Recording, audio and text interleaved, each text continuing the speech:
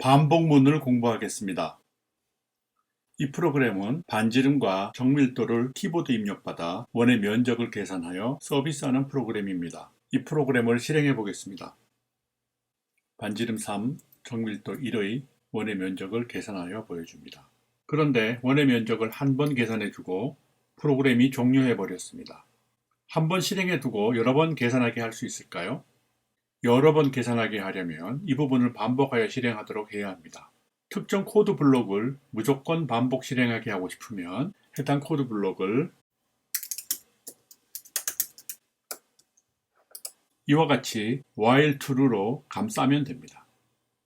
실행해 보겠습니다.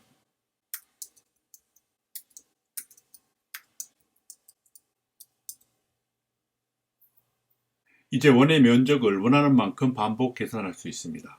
이와 같이 특정 코드 블록을 여러 번 반복 실행하게 하는 문장을 반복문이라고 합니다. 영어로는 간단히 loop이라고 흔히 부릅니다.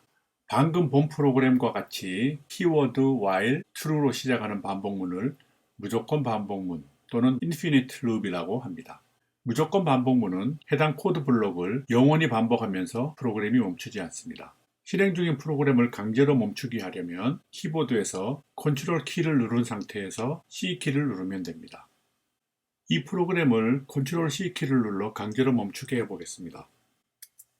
키보드 인터럽트라고 하는 오류가 발생하며 프로그램이 종료되었습니다.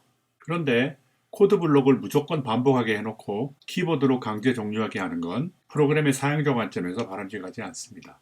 반복 조건을 잘 설정하여 체계적으로 반복 및 종료를 제어할 수 있어야 합니다.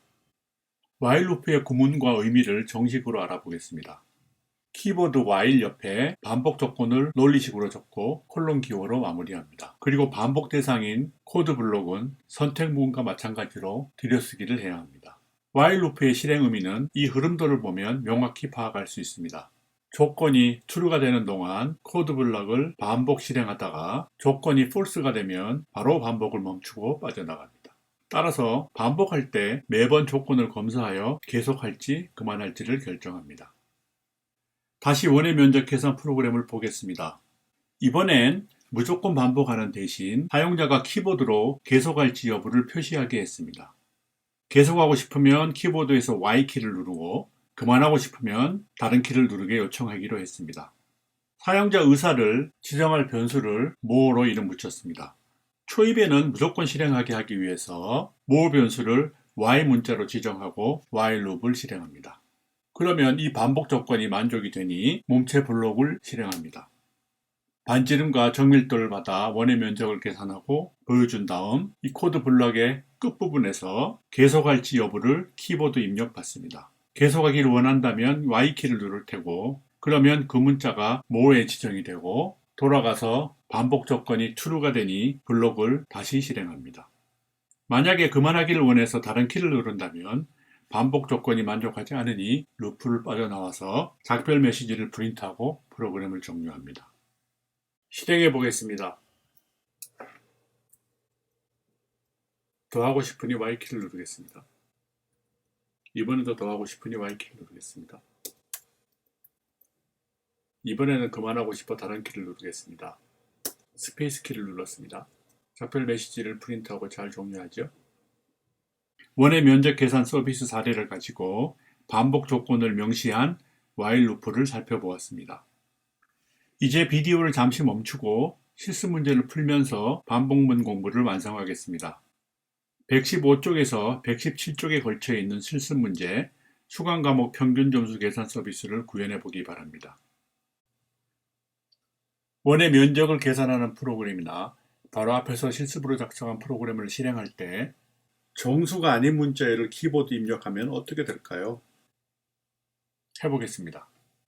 숫자가 아닌 t를 입력하겠습니다. 오류가 발생하면서 프로그램이 비정상 종료합니다. 입력 문자가 정수 문자열이 아니니까 int로 타입 변환하는 과정에서 값 오류가 발생했습니다.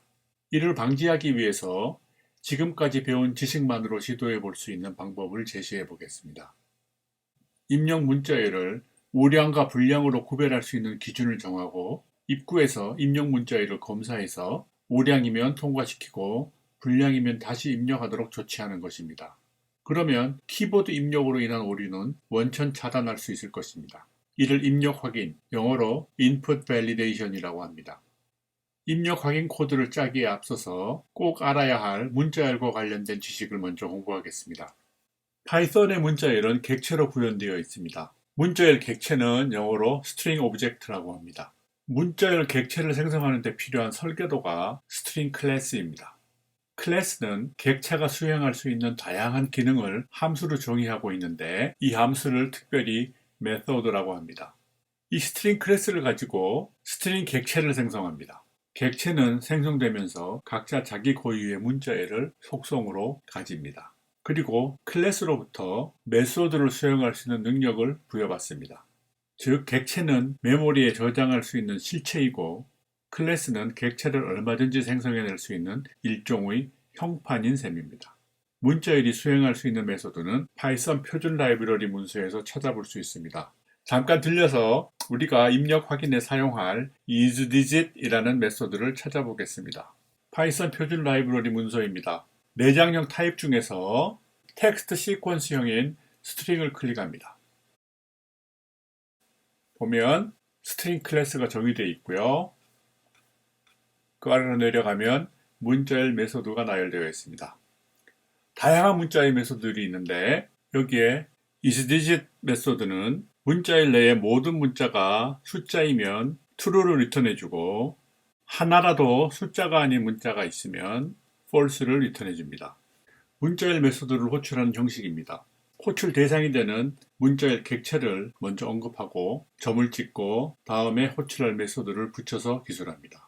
문자열 객체는 isDigit이라는 메소드를 수행할 능력을 갖고 있어서 호출하면 자신이 숫자 문자로만 구성되어 있는지 여부를 답해줍니다. 예를 들어서 365 문자열에 isDigit 메소드를 호출하면 true를 리턴해주고 365.0 문자열에 호출하면 점 문자가 있으므로 false를 리턴해주고 -17 문자열을 호출하면 마이너스 기호가 있으므로 false를 리턴해줍니다.